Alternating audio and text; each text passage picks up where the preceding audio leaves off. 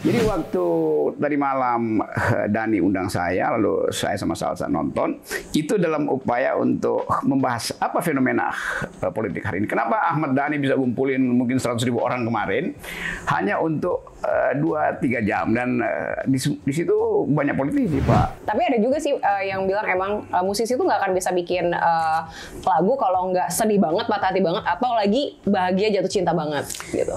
Karena musik itu ekspresi paling radikal dari psikologi manusia. Hanya orang yang mengalami konflik yang mampu bikin puisi yang dalam gitu. Hanya orang yang mengalami patah hati yang bisa menulis lagu yang betul-betul keluar dari hati yang paling luka itu.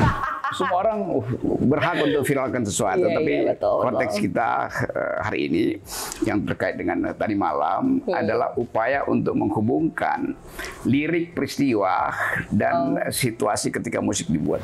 Iwan Fals akan diingat terus karena bahkan Iwan Fals bongkar itu udah jelas itu tema yang dimaksudkan untuk kritik Orde Baru.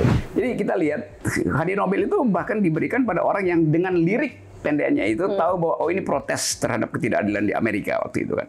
Demikian juga lirik-lirik Janis Joplin yang berupaya untuk mengingatkan bahwa hak generasi untuk merasakan kebebasan tuh. Orang semacam Tracy Chapman, apa namanya, give me one reason and saya akan berbalik arah kalau Anda kasih saya harapan. Ada lagunya Revolution tuh. Jadi semua, dan ini perempuan loh yang nulis. Janis Joplin nulis liriknya sendiri, Tracy Chapman menulis liriknya sendiri, Miriam Makeba menulis liriknya sendiri. Jadi semua perempuan ini justru paling peka dengan ketidakadilan. Saya suka sebenarnya lagu country, lagu-lagu tadi Bob Dylan itu lagu perlawanan. Ada lagunya judul Who Gives Name to All the Animals. Jadi itu lagu semacam ledekan bahwa kan binatang itu kan kita yang beri nama. Kenapa itu jadi frustasi yang solid? Itu munculnya gerakan sosial baru di dunia digital berupa The Power of Netizen.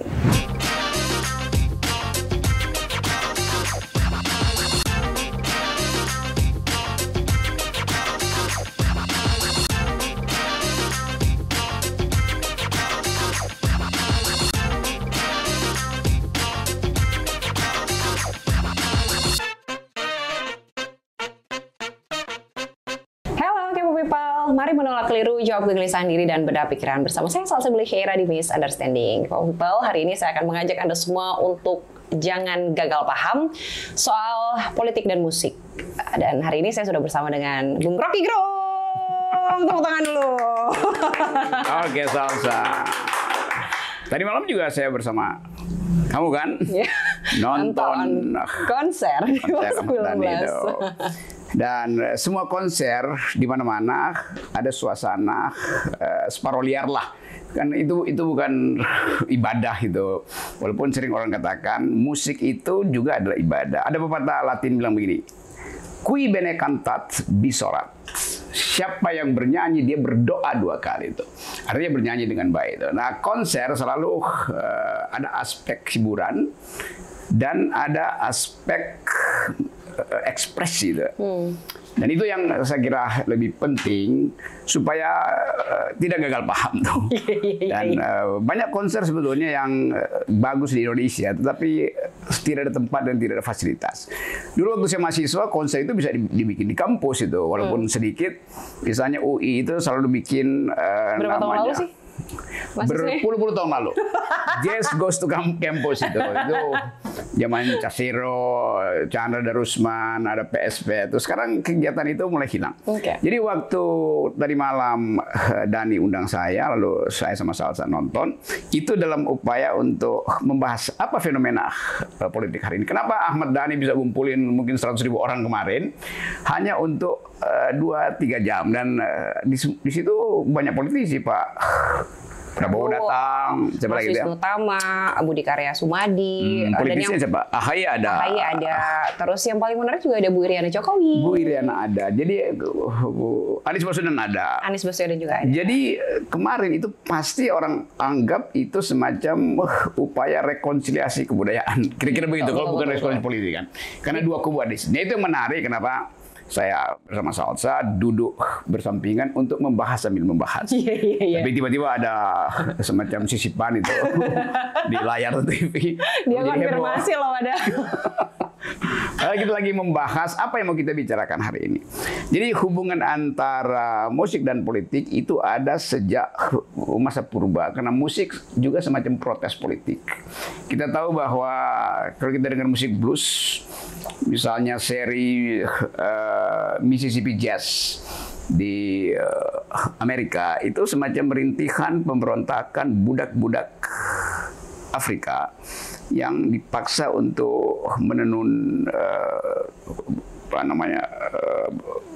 benang itu cotton untuk dibikin industri device misalnya. Ada lagu dia Cotton Fields Back Home. When I was a little baby, my mama will rock me in the cradle. Jadi musik dan penderitaan manusia itu satu paket. Nah, ekspresi-ekspresi politik itu kalau nggak bisa diucapkan melalui partai, ya diekspresikan melalui musik. Begitu. Jadi tapi yang jelas pada saat konser Dewa 19 juga Rocky Gerung sangat amat berekspresi. Yang tidak tertangkap kamera sebetulnya Rocky Gerung juga loncat-loncat, ya nggak sih? Hobi saya selain kritik pemerintah juga jingkrak-jingkrak. Dan saya itu kan hal yang walaupun usia saya udah usur itu, tapi kaki saya masih kuat untuk loncat-loncat. Jadi ada video kita berdua lagi nonton konser, kemudian banyak komentar yang mengomentari video yang sepotong gitu, kayak beberapa detik merekam keasikan kita berdua saat menonton konser. Nah di situ ributkan lah bahwa Rocky Gerung akhirnya bersama dengan seorang wanita, emang nggak pernah gitu. Itu kondisi di mana orang masa berpura-pura nggak gembira kan. Lalu Salsa ngerangkul saya, terus saya merasa biasa aja. Dan sebenarnya Rocky Gerung juga ngerangkul saya balik. Itu persahabatan di dalam ruang konser yang kemudian menimbulkan dan itu menyenangkan ya. Maksudnya situasi pada saat nonton konser Dewa itu emang benar-benar ada pesan batin yang luar biasa untuk kita sebagai penikmat musik, juga sebagai penikmat politik.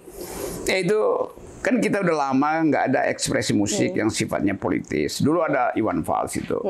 Iwan Fals lagu-lagunya pasti jenisnya pemberontakan. Di dunia misalnya kita tahu dulu tahun 80-an si pemusik dari Irlandia Bono U2 itu bikin konser untuk humanity, untuk membackup perjuangan apartheid, anti apartheid dari Nelson Mandela. Itu udah viral segala macam. Seluruh selebritis dunia datang ke situ. Lalu berlanjut tuh protes awal setelah reformasi, ya liriknya makin lama kok makin dangkal gitu ya.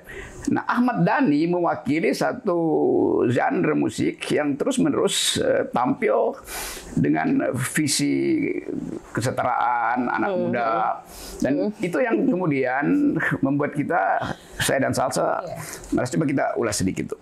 Padahal sebetulnya konser itu nggak perlu ada di ruang besar kan, banyak konser kecil sebetulnya yang lebih kompak gitu. Kalau di luar negeri kan biasa semua universitas ada konser rutin, setiap 3 bulan, setiap 2 bulan tuh, lalu dibahas di dalam kampus, di dalam ruang kuliah. Nah ini karena kebiasaan orang Indonesia buat kepo, maka dibahas di Twitter, dibahas di TikTok gitu.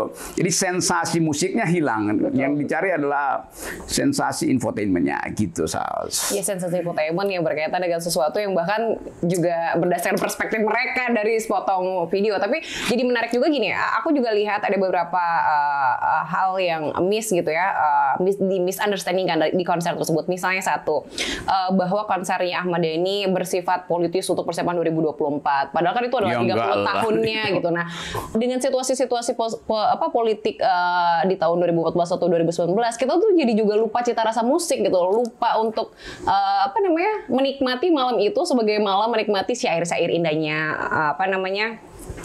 Dewa, terus kemudian syair-syair cintanya kan itu lagu-lagu cinta tadi.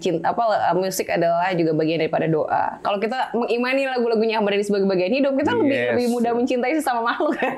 Wah, itu pikiran yang mendalam. Itu eranya beda tuh. Era saya tuh 80-an itu. Yang ada di kepala saya tuh grup musik AK, Ucok Harahap tuh. Ahmad Albar tuh, yang betul-betul kalau orang nonton di situ itu kayak meledak aja kan, karena ada suasana represif dari rejim Orde Baru. Jadi setiap konser itu atau Roma Irama itu pasti jadi isu politik. Kalau sekarang mungkin karena Ahmad Dhani pernah dipenjara di BUI karena ucapan-ucapannya, lo orang mau kasih semacam ya support batin lah supaya Dewa itu nggak usah takut. Kan kemarin sempat ditunda kan.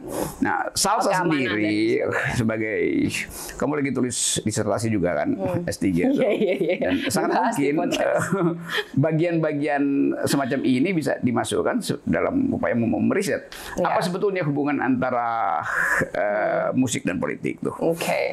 Tapi kita juga pernah ada di masa-masa di mana kebebasan bermusik dari lirik-lirik yang mengkritik dilarang dan dicekal gitu ya, kayak tadi disebut Iwan Fals. Nah, hari ini kan nggak ada tuh yang kayak gitu. Berarti nggak ada lagi lah demokrasi yang tercengkram tuh. Mestinya tanda pertama adalah ekspresi. Demokrasi dicekal kalau ekspresi terhalang.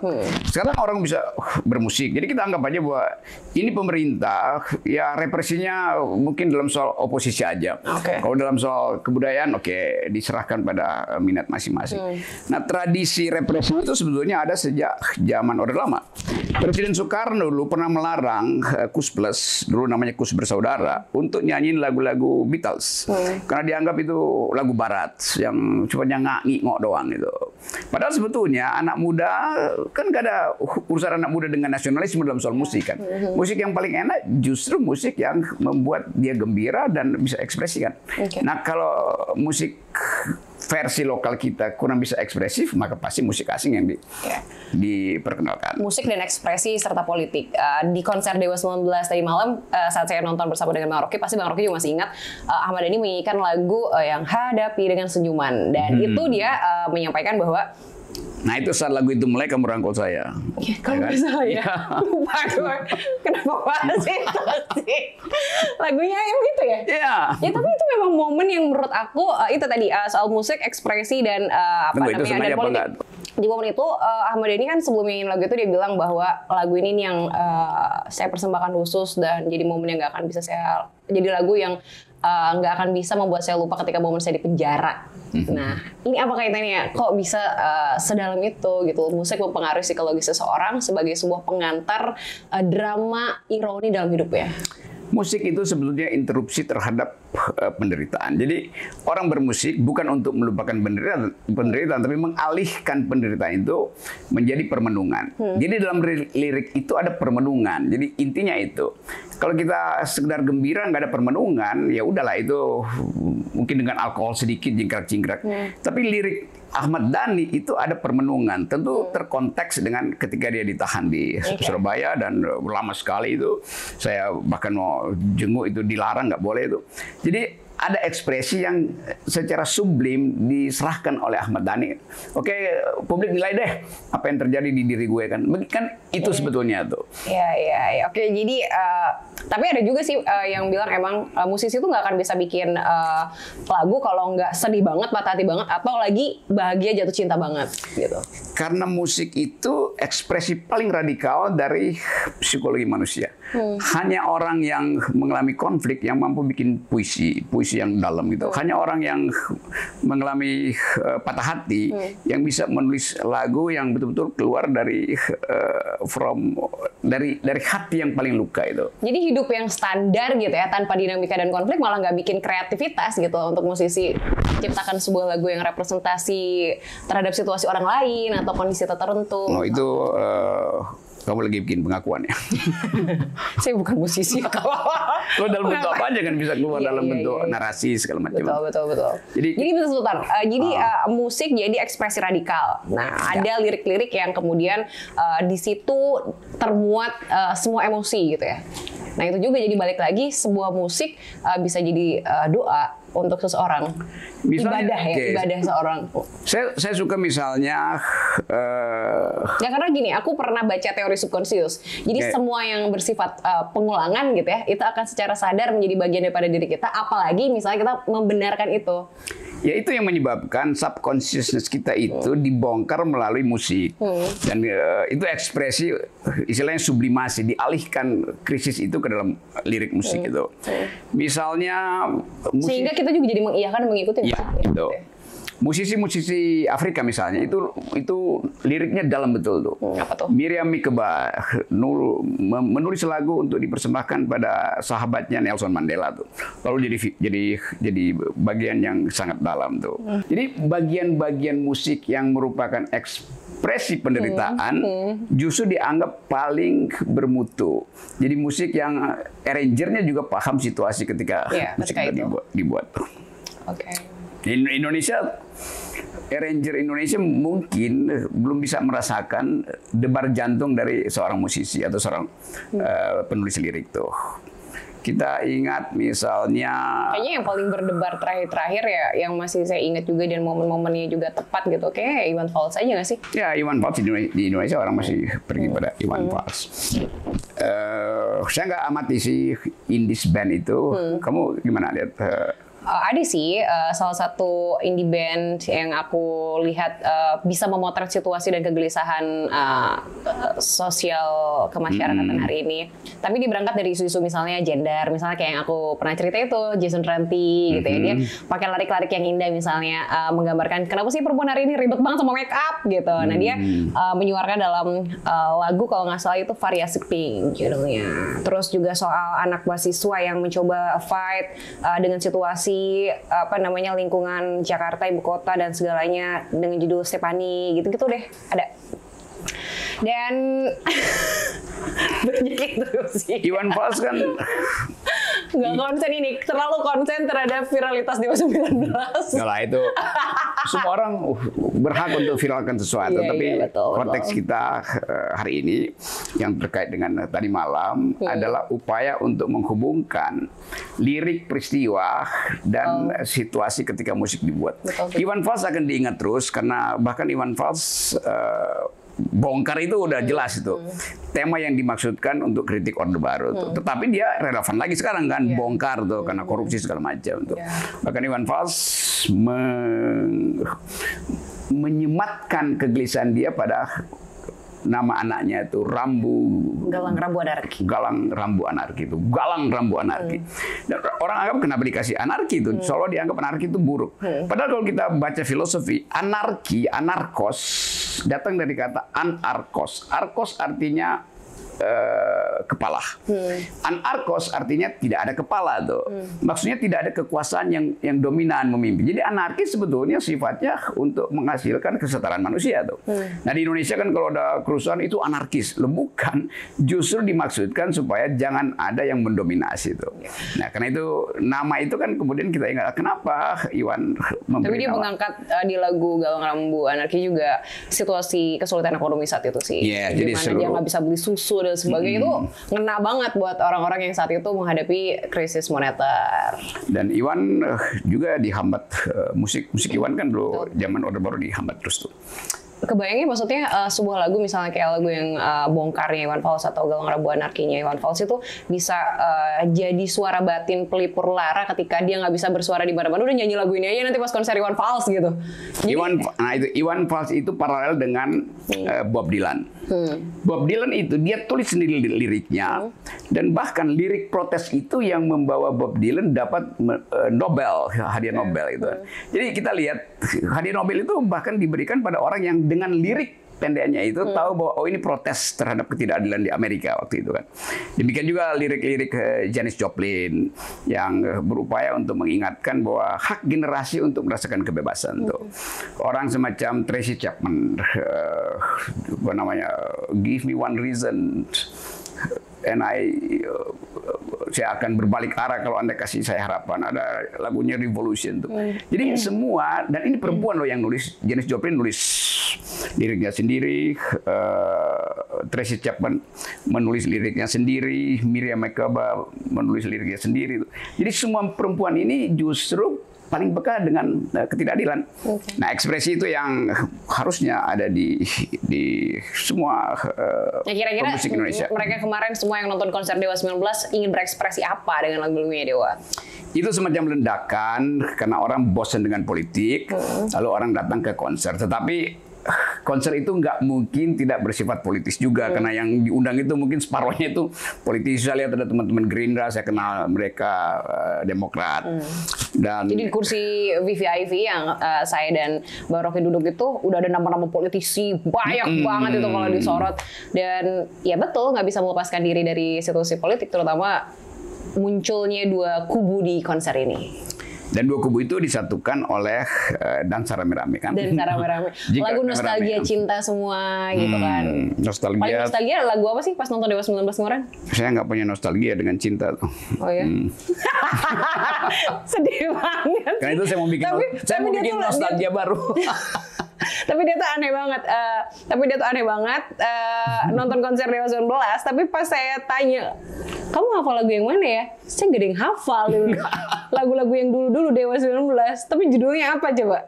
Ya itu saya masih ingat. Dan juga jadi dia loncat-loncat tuh ya udah beat musik aja kan. Beatnya saya dapat itu. Ya Once kan saya kenal liriknya yang selalu sublim itu, tetapi berupaya untuk menyisipkan pesan. Kalau Dhani udah begitu telunjuknya itu mulai petik sinar gitarnya itu kita udah tahu tuh, oh ini arahnya tuh. Oke. Tapi ini kan suka Dewa kan? Sangat suka karena lepas dari Ahmad Dhani teman baik saya, tapi kita mau lihat bagaimana Dewa itu bertahan 30 tahun dan tekanan politik ada akhir-akhir ini pada dia. Tapi kemudian orang anggap bahwa ya Ahmad Dhani kan musisi, dia kan bukan politisi sebetulnya, tapi terseret di dalam isu politik. Jadi Dewa itu sangat bagus sekarang. Mungkin Dewa 23 nanti. Sekarang ini Dewa 19 kan. Oh iya. Menjelang 23 tuh pemilu atau Dewa 24. 24 dong. Tapi aku pengen kita mensolidkan lagi makna kenapa sih sebetulnya di konser Dewa 19 tuh banyak banget politisi dari dua kubu yang datang gitu. Sebetulnya argumentasi apa yang paling pas gitu ya untuk menggambarkan situasi tersebut. Itu ulasan bagus. Intuisi kamu apa? Bahwa semua politisi datang. Persiapan. Yes. Begitu intinya kan. Kan Dewa itu semacam buat naikin elektabilitas lah gitu kan. Bayangin aja pendukung Dewa itu mungkin kalau kabarnya sih 75.000 selling tiket ya, tapi yang datang katanya 100.000. Dan itu yang nonton yang nunggu di tempat lain itu kan memang penuh sekali kan. Jadi kalau Dewa bikin dirubah misalnya P19, Partai Dewa 19. Oh itu Ahmad Dhani langsung jadi calon presiden kan. Jadi 2024 memunculkan calon presiden baru di luar survei elektabilitas calon presiden 2024 yang sekarang ini diisi cuman ya 10 orang yang itu aja lah. Tapi sekali lagi dong, aku pengen tahu kenapa sih sebetulnya akhirnya saya baru tahu juga nih K-pop people bahwa Rocky Gerung itu udah 30 tahun nggak pernah nonton konser, tapi untuk pertama kalinya datang di konser Dewa 19 lagi setelah 30 tahun lamanya. Why? Kamu menyaksikan juga fenomena politik yang unik itu gitu kan? Ya 30 tahun saya ajak teman perempuan untuk nonton, gak ada yang mau. Kebetulan kemarin Salsanya datang jadi itu. Ya emang sih agak maksa juga sih dia sebenarnya. Jadi 30 tahun gak pernah nonton konser. Jadi hidupmu yang penuh ya orang kan ngeliat Rocky Gerung itu apa ya namanya kayaknya semuanya persoalan analisa akal logika ya sesuatu yang sepertinya semua studi gitu loh. Musik yang paling berpengaruh dalam hidupmu tuh apa? Sangat, musik itu ya mungkin 30 tahun lalu Jakarta masih ada, kalau kita mau dengar blues ada Upstairs dulu di Menteng. Kalau kita mau dengar Top 40 ada Green Pub. Kalau kita mau dengar klasik rock itu di Bandung ada Klasik Rock Club itu. Lagu cinta Pak, lagu cintamu apa? Lagu musik cintamu apa? Ya pasti sama dengan kamu. Dewa 19 berarti. Kalau lagu perlawanan, kayak maksudnya ketika kita lagi kesel nih sama situasi politik, lagu apa yang didengarkan supaya memberikan inspirasi dan kesesuaian batin dengan situasi hari ini? Saya suka sebenarnya lagu country. Lagu-lagu tadi Bob Dylan itu lagu perlawanan. Ada lagunya judul Who Gives Name to All the Animals. Jadi itu lagu semacam ledekan bahwa kan binatang itu kan kita yang beri nama, dan kadangkala sifat kita sama dengan binatang yang kita beri nama kan. Kita beri nama anjing, kucing, babi, segala macam, harimau. Jadi kalau kita baca lirik itu dan ikuti ritme dari Bob Dylan, kita lihat dia sebetulnya lagi kasih satira tuh. Nah itu yang saya suka tuh. Saya kan doanya kasih satira tuh. Bagian itu. Kalau bagian cinta itu ya saya kurang nangkap apa misi cinta di dalam lagu-lagu yang sekarang. Kan itu semacam ya dibuai-buai kecil lah. Tapi kalau kita sebut cinta dalam pengertian, jadi Rocky Gerung itu tidak pernah terpengaruh oleh musik cinta gitu maksudnya. Tapi terpengaruh oleh musik-musik perlawanan gitu. Saya terpengaruh oleh cinta, bukan oleh musiknya tuh. Dan tidak terbantu oleh inspirasi musik cinta ya. Oke, terus kembali lagi di konser Dewa 19, aku mau fokus di konser Dewa 19 ini karena kebetulan kita nonton bareng, jadi ada framing yang sama, pemandangan yang sama gitu ya. Ya selain di sana ada Dewa 19, ada dewi-dewinya juga gitu ya. Ada Elvis Kaisi yang saat itu menampilkan musik dangdut yang itu jadi hal yang berbeda dari genrenya Dewa 19, tapi juga menghidupkan gitu lah. Dari perspektifmu, musik dangdut Indonesia tuh gimana nih dalam konteks politiknya, sosialnya? Musik dangdut juga dulu dilarang tuh, karena zaman Orde Baru tuh agak disingkirkan. Dan kita tahu bahwa musik dangdut itu ekspresi masyarakat bawah. Iya benar. Kan kalau kita dangdut kan nggak ada aturannya kan, asal goyang aja, bukan kayak formal dance yang mesti pakai aturan langkah gitu. Nah dangdut itu sesungguhnya bagian paling jujur dari musik Indonesia adalah dangdut. Dengan apa namanya, cegak apa yang dibikin tidak selesai kan, tak. Di situ kita lihat kegembiraan untuk menunda orang nunggu atau sebutnya orgasme secara estetik di mana tuh. Jadi dangdut tahan itu kan. Nah, problem itu yang mengingatkan kita bahwa manusia memang nggak usah lepas kan. Ada momentum di mana dia mesti tahan tuh. Nah, dangdut itu ketagihan dangdut karena nggak ada yang dituntaskan di musik dangdut. Dan gerakannya udah pasti. Dituntaskan tuh maksudnya gimana? Kan musik dangdut itu nggak pernah selesai di dalam ritme. Selalu ada apa istilah cegok apa ya itu. Jadi orang tahan di situ tuh. Nah itu yang dianggap sebagai kelucuan sekaligus kegembiraan. Dan semua orang sebetulnya anak kecil dengan mudah tuh berdangdut. Jadi kelihatannya dangdut itu semacam situasi yang memang menghidupkan suasana. Benar-benar. Itu terpancar banget di konser Dewa 19 ketika Elvi nyanyi sama Mulan Jamila. Kan orang yang tadinya nyanyi cuma angkat tangan, loncat-loncat, tiba-tiba langsung angkat jempol ya kan. Jadi ada situasi mungkin yang melepaskan sesuatu musik dangdut ini yang mungkin yang tadinya pada kaku jadi lemas. Ya itu kelelahan hidup itu disalurkan melalui dangdut. Di Amerika kelelahan hidup disalurkan melalui musik blues yang sebut kayak musik blues kan ada semacam penderitaan yang diucapkan ke langit. Bantu kami Tuhan gitu kan. Social gospel, lagu rohani yang ada pemberontakan sosial. Di kita ada kesempatan untuk mengucapkan musik itu. Di zaman saya ada namanya PSP itu. Apa tuh? Pancaran Sinar Petromax yang main di situ Dono, Kasino segala macam gitu kan. Jadi lagu itu membuat kita kalau lagi di kampus mainlah PSP itu. Lalu kita joget sambil ngeledek Presiden Soeharto waktu itu kan. Tapi karena dia musik, nggak ada demo yang bikin marah anarkis, ya biasa aja kan dengan lirik. Nah itu keahlian para mahasiswa untuk ngeledek sambil bermain musik. Gitu. Kenapa sih maksudnya musik itu bisa mempengaruhi psikologis kita gitu ya? Tidak hanya dari liriknya tapi dari alunan nada dan range apa sih namanya? Arrangement musiknya gitu ya. Apakah itu ada juga hubungannya dengan stimulan musik itu sendiri gitu loh. Musik kan menstimulan bagian otak kita yang dipaksa untuk berpikir rasional. Sehingga overheating gitu, otaknya jadi panas. Musik itu meneduhkan sekaligus kasih outlet.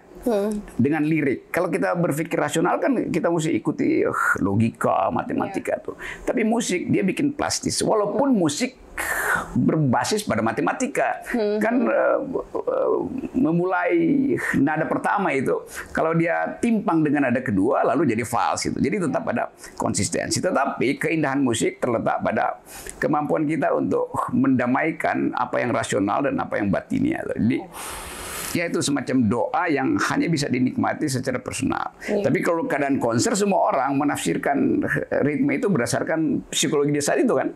Jadi ada orang yang merasa oke, mengingatkan memorizing the past, lalu oh itu pacar saya pertama begitu tuh, bibir saya pertama melekat pada pacar kedua setelah musik semacam ini imajinasi begitu tuh. Jadi mancing terus ini. Ya tapi betul. Jadi musik ini jadi salah satu cara berekspresi untuk seseorang sebagai musisi lewat lagu-lagunya, atau seseorang yang menggunakan ekspresi musisi tersebut untuk dianggap pas banget nih gitu loh. Ya itu fasilitas politik. Tapi ada fungsi lain dari musik yang paralel dengan kemampuan ritme musik itu untuk menggerakkan pikiran.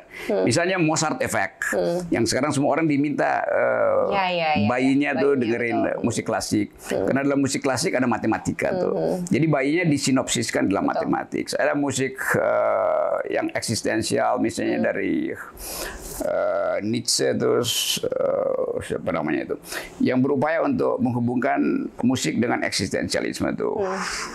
Siapa namanya itu musisi yang digemari filsuf Nietzsche itu. Jadi intinya kita kita menikmati musik berdasarkan suasana psikologis kita. Itu semacam penyerahan hidup atau semacam perlawanan hidup kan.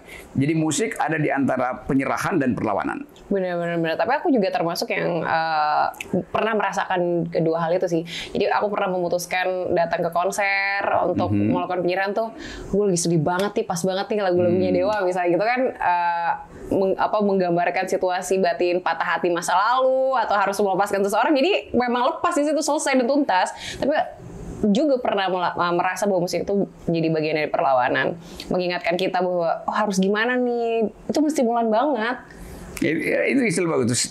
Dia menstimulasi sesuatu yang laten di kita. Jadi ada endapan-endapan psikis, endapan batin yang kalau dikasih stimulan satu nada aja itu kita tahu, oh ya itu artinya kita tumbuhkan kembali harapan kan, begitu tuh. Jangan orang dengar musik sekaligus untuk mematahkan harapan. Iya benar-benar. Dan jadi itu terapinya di situ kira-kira. Iya. Nah dalam topik musik dan politik, aku juga pengen bawa pada situasi di mana setiap musik pasti punya makna mendua bahkan bercabang kayak, ya nggak sih? Setuju nggak? Bukan bercabang sebetulnya. Ya cabangnya kadang-kala daunnya justru gugur. Kenapa tuh? Ya kalau musiknya itu menimbulkan frustrasi, pokoknya jadi gugur bahkan tumbang tuh. Itu musik-musik yang frustasi apa? Contohnya musik frustasi emang ada? Kan semua lirik itu tadinya lirik kenangan, lalu berubah menjadi lirik yang dibenci tuh kan. Kan psikologi manusia kan dari situ kan. Ini baru lagi curhat dia gantian. Ada musik yang tadinya pengantar pacaran lalu putus, dan musik itu gue mau denger lagi tuh. Kan begitu kan.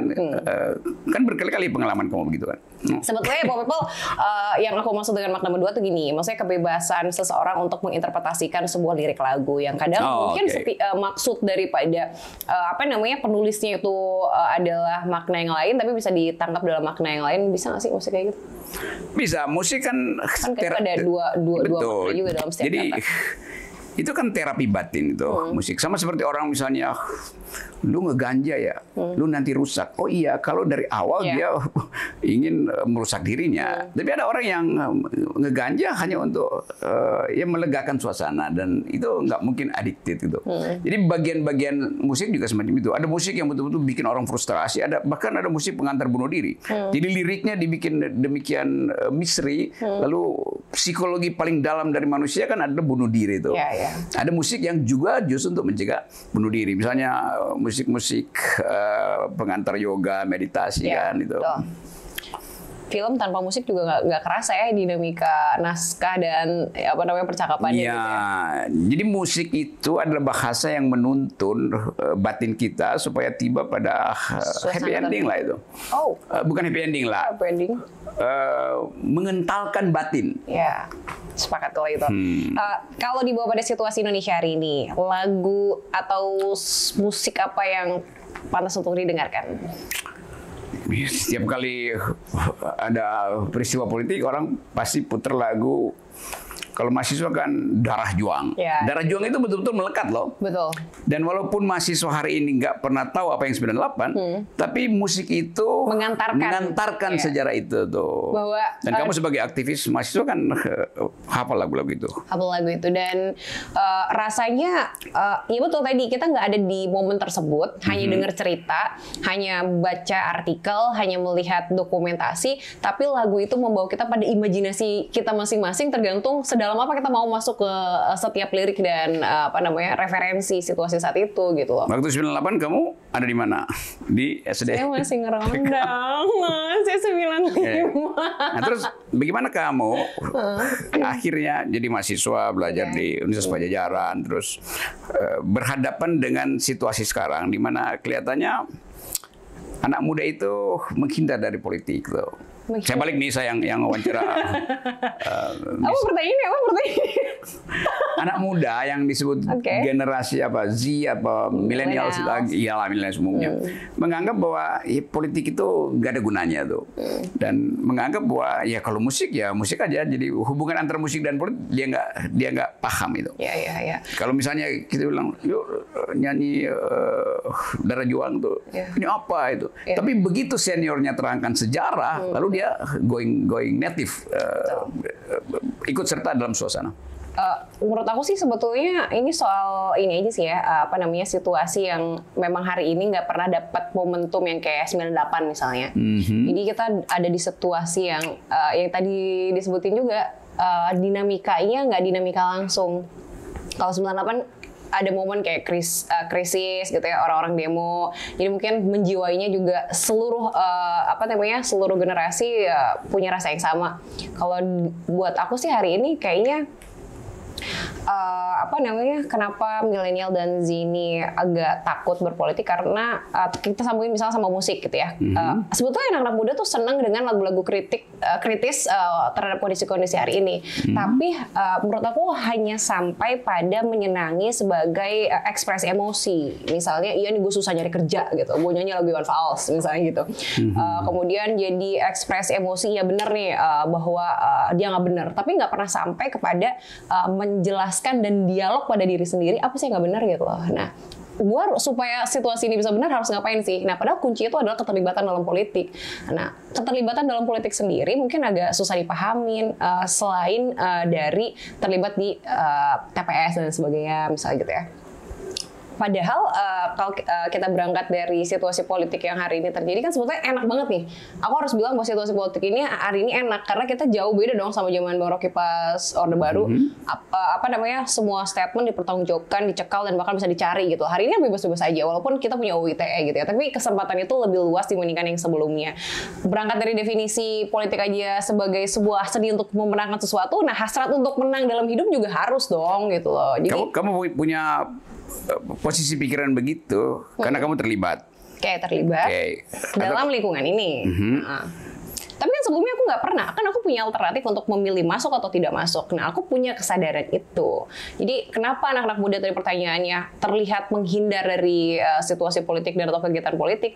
Karena menurut aku ya harus ada kesadaran dari anak-anak muda bahwa kita memang perlu menggunakan politik sebagai bagian dari menjamin hidup kita sendiri. Jadi kalau tidak ada perasaan itu, kan orang teori psikologisnya kan kita selalu mementingkan diri kita sendiri kan. Orang yang paling dipentingkan adalah dirimu sendiri, bukan orang lain gitu. Nah, ketika merasa dan punya kesadaran bahwa politik itu adalah salah satu cara untuk menjamin hidup aku sendiri dengan misalnya kalau gue mengawasi peraturan kampus dan sebagainya, oh berarti aku akan dapat beasiswa nih gitu loh. Karena proses seleksi beasiswanya akan adil nih, akan bener nih. Tapi kalau aku tidak terlibat dalam proses itu dan tidak melakukan pengawasan, ini bisa dimain-mainin nih, nggak akan ada proses yang benar nah gitu. Jadi sekali lagi musik soal politik Dan situasi hari ini menurut aku sih diterima sama anak Z dan milenial, tapi hanya terbatas pada ekspresi emosi, jadi tidak mendalam gitu Allah. Kamu punya poin tadi bahwa semacam self criticism dari segi generasi kamu itu.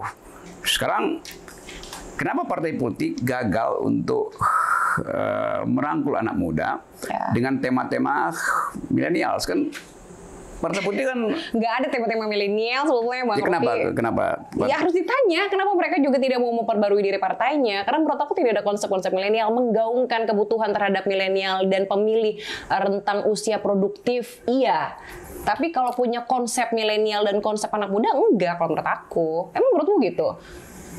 Kan saya lihat apa coba analisis politikmu yang rasanya gitu, yang kayaknya partai yang menyediakan alternatif untuk anak muda. Memang gak ada fasilitas itu kan? Jadi fenomena ini akan berbahaya masuk di pemilu karena orang nggak tahu ini konsepnya apa.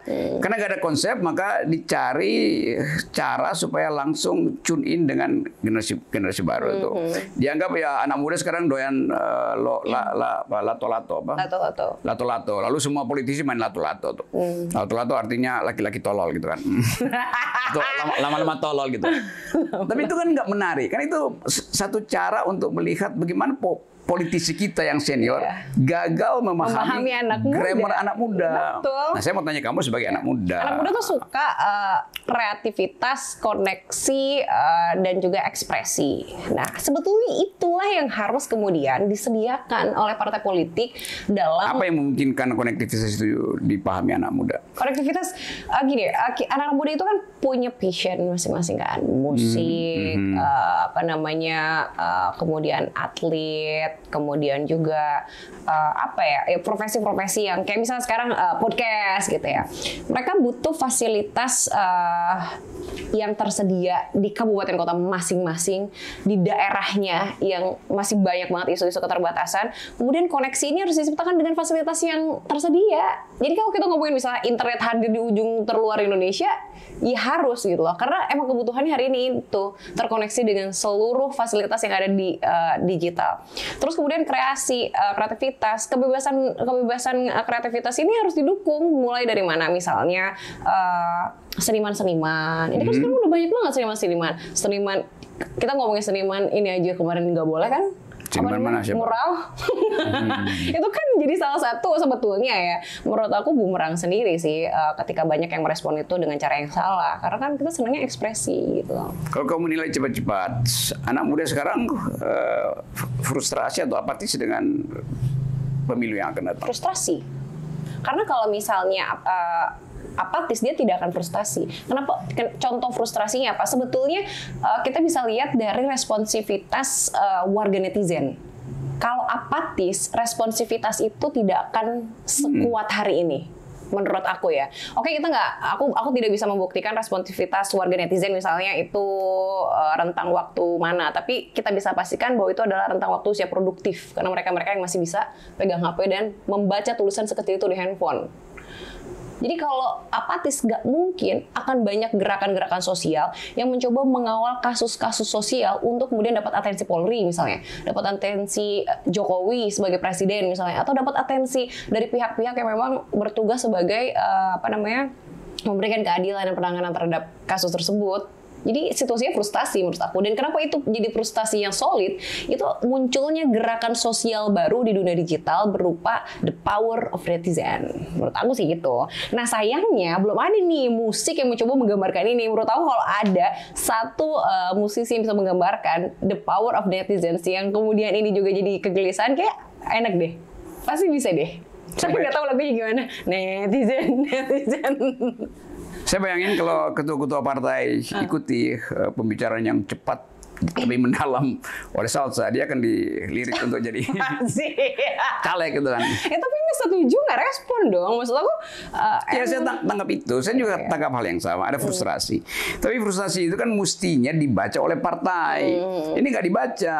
Kalau dia frustrasinya meledak di jalan, dia anggap anarkis. Padahal partai nggak kasih kesempatan anak muda untuk bertengkar di dalam partainya sendiri kan. Kenapa? Karena ada feodalisme, karena ada arogansi di situ. Aku juga mau bahas ini nih, kayak Pak People, bahwa seringkali kita berakhir pada stigma semua yang berangkat ke jalan dalam aksi demonstrasi hari ini itu adalah bagian daripada anarkisme karena bikin macet jalan, sampah berserakan dan sebagainya. Kita sekarang udah mulai lupa mendalami apa sih sebetulnya motif daripada munculnya gerakan-gerakan demonstrasi. Padahal kan mereka juga bermusik untuk kita. Bermusik apa? Bermusik ketidakadilan gitu loh. Dalam narasi-narasi pidatonya, apanya. Hari ini tuh kayaknya kita kurang sense ke sana gitu. Karena ada mulai banyak framing statement bahwa ngapain sih demonstrasi gitu loh. Nggak akan didengar juga. Nah itu juga bagian dari frustasi masyarakat kan.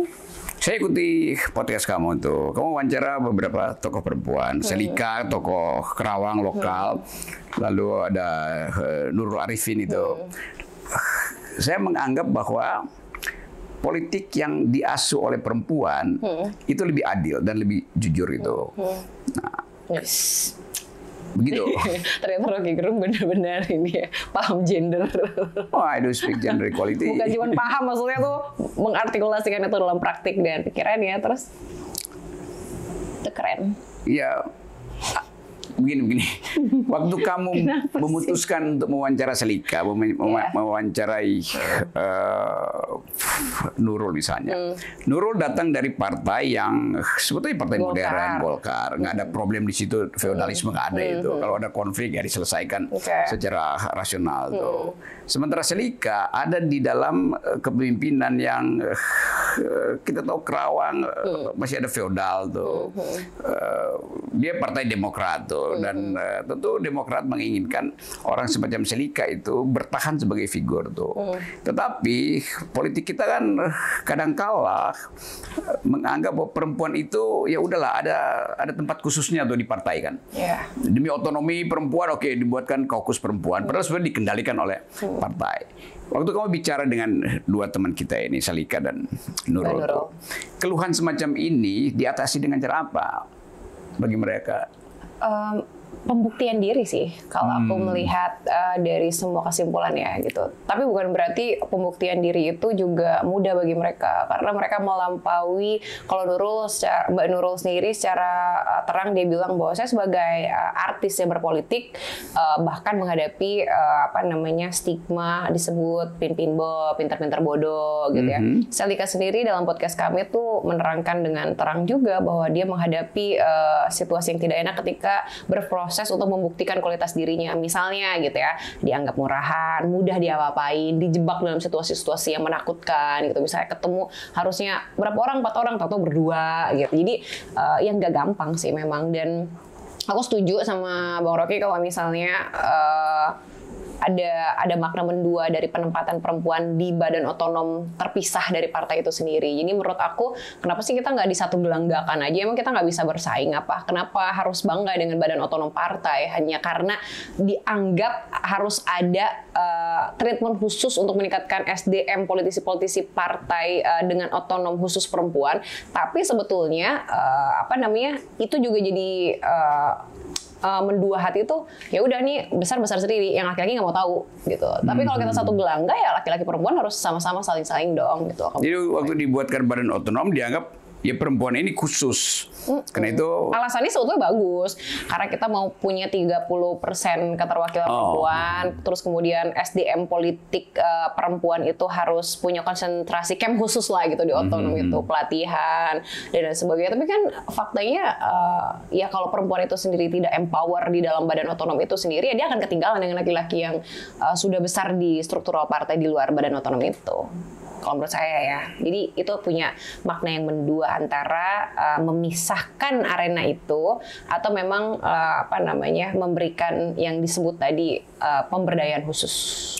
Kalau kamu oleh sejarah dipanggil untuk berpolitik, jadi wali kota. Aku ditawarin jadi wakil bupati, ditawarin jadi anggota DPRD oleh 2 partai, tapi aku tolak. Kenapa? Situasi hari ini aku merasa bahwa etapa aku belum tuntas. Tapi bukan berarti aku nggak mau. Aku akan melangkah ke situ sih, Bang Rocky sebetulnya. Kecuali Bang Rocky jadi jurekam saya tahun ini, saya mau nyalon jadi bupati Karawang, boleh lah. Kalau kamu mau nyalek jadi bupati, saya mau ganti KTP buat bersaing dengan kamu tuh di Karawang. Oke, nggak mungkin juga lah Bang Rocky bisa menang di Karawang. Emang seterkenal itu Bang Rocky? Coba lembaga survei aja, Pak. Nah ini aneh juga lembaga survei. Padahal dia bilang di mana-mana nggak percaya sama yang namanya lembaga survei. Ya kan kita mesti punya satu lembaga survei yang nggak digaji oleh pemerintah, yang secara natural memantau peristiwa-peristiwa lokal. Kan banyak peristiwa lokal misalnya di Kerawang tentang stunting, tentang status perempuan, prostitusi segala macam itu. Yang kalau diucapkan oleh perempuan dianggap sebagai ya itu kan kesalahan kalian tuh. Kenapa kalian mau dieksploitasi kan? Padahal ada sistem yang membuat perempuan itu bertahan hidup dengan cara prostitusi misalnya. Ada sistem di mana perempuan merasa ya udah kami kalah. Karena itu udah silakan poligami kami misalnya begitu kan. Jadi hal-hal semacam itu yang kita mau dengar sebetulnya. Apa yang ingin kamu tanggapi dari keadaan kebudayaan semacam itu? Dari culture politik yang masih feodal, masih sangat patriarkis. Iya, kita berjalan perlahan sih ya. Kalau saya lihat di Indonesia ini situasinya hari ini nggak stuck. Kita punya kesempatan untuk punya banyak referensi, munculnya tokoh-tokoh perempuan yang fight buat itu. Kayak misalnya saya terbaru nih, Bupati Purwakarta misalnya, Deddy Mulyadi dan istrinya divorce sekarang. Dikatakan oleh Deddy Mulyadi misalnya, ketika saya jadi bupati saya nggak pernah menceraikan istri saya, tapi ketika istri saya menjadi bupati, saya yang diceraikan, kata dia gitu. Loh, kenapa harus ada pernyataan itu? Maksud aku, ya Deddy Mulyadi bisa bercerai, dan kenapa istrinya nggak bisa bercerai? Gitu. Jadi ini juga kan sebetulnya sangat disayangkan statement itu muncul dari seorang politisi yang senior gitu ya. Tapi ini menunjukkan maksudnya Deddy Mulyadi defensif gitu terhadap peristiwa itu. Iya betul. Jadi itu statement publik ya. Ketika ditanya sama wartawan, Pak gimana situasi persiapan karena digugat cerai. Jadi dia menyampaikan statement dia bahwa ya ketika saya jadi bupati saya nggak ada tuh kepikiran buat menceraikan gitu ya, tapi pada saat istri saya jadi bupati saya yang diceraikan. Ini kan menurut aku ya pemandangan politik yang menarik gitu ya, ketika perempuan berhasil sampai pada titik kekuasaan tertentu, kenapa dianggap salah ketika dia punya keputusan yang final tentang sesuatu yang dia mungkin udah anggap lelah, muak misalnya. Kan kita nggak pernah tahu situasi internal rumah tangga mereka misalnya dalam kasus ini sebagai contoh gitu ya. Jadi menurut aku sih kita sedang berjalan sih perlahan untuk sampai kepada yang disebut sebagai gender equality itu gitu, kesetaraan gender. Jadi nggak stuck gitu ya, nggak stuck kayak misalnya zaman Kartini dulu sampai harus habis-habisan mati-matian. Cuman untuk mempercepat itu mungkin bisa dengan memunculkan tokoh-tokoh yang fight juga terhadap hal-hal yang poligami gitu ya. Apa intensi kamu kalau ada persaingan politik? Ada laki-laki yang kita tahu ya selalu pasti diunggulkan karena ya itu kan perempuan, mending jadi wakilnya aja tuh. Tapi kamu sebagai orang yang ikut memantau perkembangan politik, orang yang dibesarkan dalam suasana aktivis, orang yang tahu parameter-parameter ilmu pengetahuan, kamu lagi nulis disertasi dan melihat bahwa wah nggak bermutu politik tuh. Tema kampanyenya pasti baliho dipasang di mana-mana tuh. Lalu kamu datang dengan niat bahwa saya mau rubah setting politik ini. Saya mau jadi calon legislatif, calon pemimpin, dan dari awal saya mau niat untuk merubah cara kampanye itu. Niat itu pasti akan dihalangi oleh keadaan tuh, sistem. Lalu kamu mau terobos, nekat. Mau nekat. Oh nekat, harus nekat. Kenekatan itu hanya bisa berhasil ketika kita punya muatan politik yang mumpuni. Makanya tadi aku bilang, aku bukannya menunda Bang Rocky untuk turun ke politik gitu ya, karena program ini juga didesain untuk aku mempelajari lebih dalam politik yang sebenarnya dari perspektif pelaku-pelakunya gitu ya. Aku menunda itu karena merasa muatan politik aku masih kurang. Karena aku mau radikal di dalam politik. Radikalnya apa? Kalau saya punya kesempatan ya apa yang menjadi gagasan saya pengen itu tidak terhambat oleh sistem. Untuk tidak terhambat oleh sistem, saya harus menjadi bagian daripada sistem, tapi punya daya tawar yang tinggi. Daya tawarnya itu apa? Partai nggak bisa mengeluarkan saya, partai tidak bisa meninggalkan saya, partai tidak bisa mendua dengan saya. Nah itu caranya harus lebih detail lagi sih. apa aja. Tapi intinya secara general ya harus padat muatan biar nggak ditinggal di dua dan disingkirkan. Dalam rangka itu, fenomena partai-partai baru, menurut pendapat kamu, arahnya, jualannya, dan saya mendukung partai-partai baru. Tapi ada partai-partai baru yang ternyata itu mainan kekuasaan aja. Dan milenial justru menunggu partai baru yang betul-betul otentik.